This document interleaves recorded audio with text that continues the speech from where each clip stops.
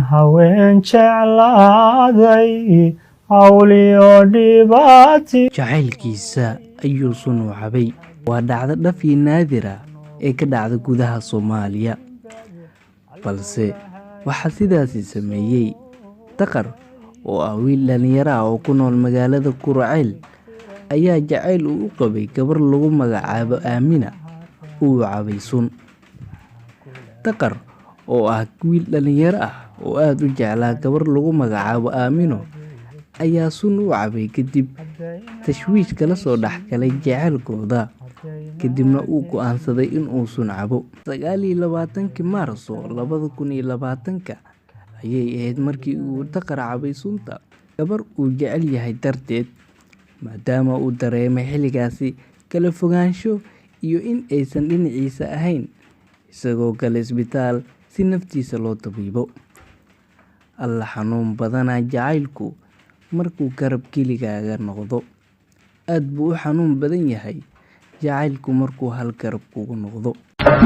جعليك ملك قري وليدوح ملا شبيه قفنا كان كدبر كيو موضي ليس إيدها balse waxaa xusid mudan in Allah subxaanahu wa ta'ala uusan qadarin oona qorin in Taqar uu naftiisa ku waayo dhacdadaasi xanuunka badan balse uu ka bogsaday dadaal dheer kadibna wuxuu hirgalay ama u rumoobay jacaylkiisa Taqar Xasan iyo marwadiisa Aamina Nuur. Wow,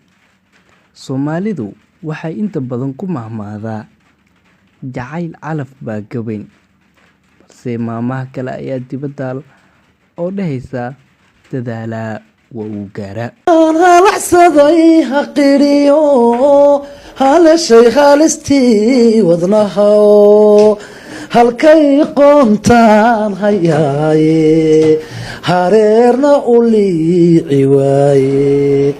markaan halacsaday haqiriyo halashay halistii wadnaha halkay qoontaan hayaaye hareerna u liici waaye habaarsow ishaydu ma qabto iyadu imay horseedin ileenooy kuma bogsiiso hamigu warwarka ma bi'iyo halaan hal wax ku ma keene adduun hawli kama dhamaad.